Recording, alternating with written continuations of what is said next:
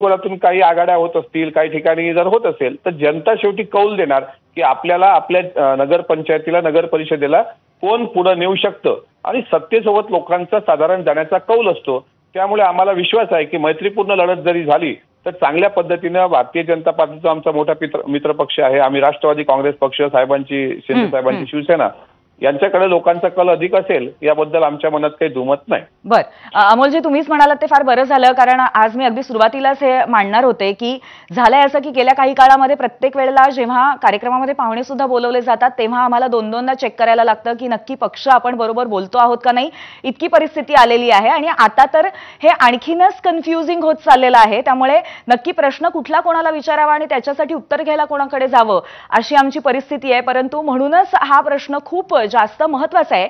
ओमराजे, पुन्हा तुमच्याकडे येते की असा हा फॉर्म्युला चालला आहे की स्थानिक विकास महत्त्वाचा आहे, ठीक आहे, पण मग पक्ष, चिन्ह, लढाई, आयडेंटिटी, विचारसरणी या सगळ्याला काय अर्थ आहे?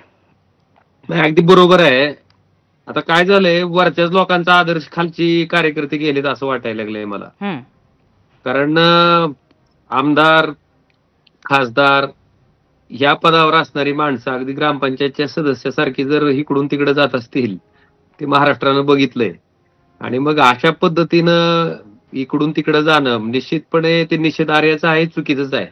शेवटी लोकांना काय सांगणार आहेत तुम्ही? मग लोकांना एका विचाराचा पक्ष म्हणून जेव्हा आपण सामोरं जातो आणि त्या विचाराशीच फारकत घेऊन जर आपण आपल्या कृतीतनं दुसरं काही त्या ठिकाणी समोर येत असेल तर सामान्य लोक ह्याचं निरीक्षण अतिशय बारकाईनं करत असतात. लोकांचं लक्ष असतं प्रत्येक गोष्टीकडं. आपण लोकप्रतिनिधी म्हणून जरी आपल्याला वाटत असेल की लोक काही बघत नाहीत, लोकांना काही माहित नाही, लोकांच्या काही लक्षात येत नाही, असं नसतं. अतिशय बारीक सारीक गोष्टीकडे लोकांचं लक्ष असतं आणि आपली कृती, आपली म्हणजे आपल्या करणी आणि कथनीमध्ये जर अंतर असेल तर निश्चितपणे लोक त्या ठिकाणी निवडणुकीच्या माध्यमातून त्याला जी लोकशाहीच्या माध्यमातून मताचा अधिकार त्या माणसाला मिळालेला आहे तो त्या ठिकाणी बजावत असतात. आणि एक मात्र निश्चित आहे, कुठली का निवडणूक असं ना, ती स्थानिक पातळीवरची नगरसेवकाची असू द्या, उद्या जिल्हा परिषद पंचायत समितीच्या असू द्या, आमदार असू द्या, खासदार असू द्या, ह्या सगळ्या निवडणुकामध्ये जर तो लोकप्रतिनिधी निवडणूक लढवणारा हा लोकांशी कनेक्ट असेल, लोकांबरोबर असेल, निवडणूक असो किंवा नसो, तो कायम लोकांच्या कामासाठी जर उपलब्ध असेल तर लोक अशा चेहऱ्याची निवड निश्चितपणे करत असतात. आणि मला वाटतंय आता खऱ्या अर्थानं त्या 5 वर्षाचं मूल्यमापन असतंय. ज्या कार्यकर्त्यांना आता निवडणुका नाहीत, प्रशासक आहे म्हणून जी लोक गप्प बसली होती ती निवडणूक लागल्या की आज जागा झाली, नगरसेवकासाठी फॉर्म भरत सुटली. पण जो पदावर नसताना सुद्धा जो कार्यकर्ता त्या ठिकाणी ज्यावेळेस नगरपालिका अस्तित्वात नव्हती त्यावेळेस लोकांच्या कामाला जर कोण पडला असेल, अशा पद्धतीचा कार्यकर्ता जर ह्या निवडणुकीला सामोरा गेला तर लोक सुद्धा त्याच्या पाठीशी भरभरून राहत असतात. आणि उद्याच्या ह्या निवडणुकीत तेही दिसून येईल.